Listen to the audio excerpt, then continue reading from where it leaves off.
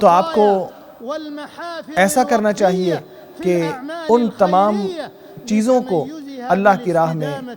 خرچ کریں جو آپ خرچ کرنا چاہتے ہیں، یہ جو آپ کے پاس اللہ تبارک و تعالیٰ کی نعمت ہے، خوب کوشش کریں کہ عام مصلحتیں یا لوگوں کے مفاد پورے ہو جائیں، لوگوں کے علاج معالجے کے مراکز میں آپ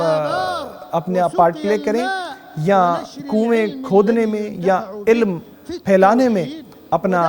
کردار ادا کریں، جیسے قرآن کریم کے حلقات یا علم پھیلانے یا مصاحف کو پرنٹ کرنے یا علمی کتب کو پھیلانے یا یتیموں کی کفالت کرنے یا ایسے دوسرے نیکی کے کام کرنے میں اپنا حصہ ڈالیں، جیسا کہ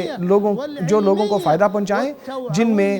وہ اپلیکیشنز بھی ہیں جو لوگوں کو علم پہنچاتی ہیں اور فائدہ پہنچاتی ہیں اور ہمیشہ ان کے لیے مفید ثابت ہوتی ہیں۔ اس معاملے میں تاجر بھائیوں کو نمونہ بننا چاہیے اور لوگوں کے لیے مثال بننا چاہیے۔ اسی طرح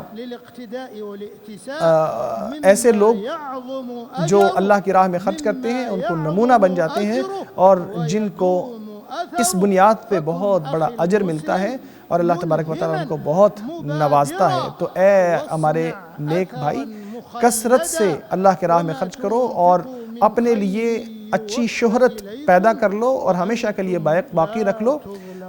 جو بھی تم اللہ کی راہ میں خرچ کرو گے اللہ تبارک و تعالیٰ آپ کو اس کا اجر عطا فرمائے گا۔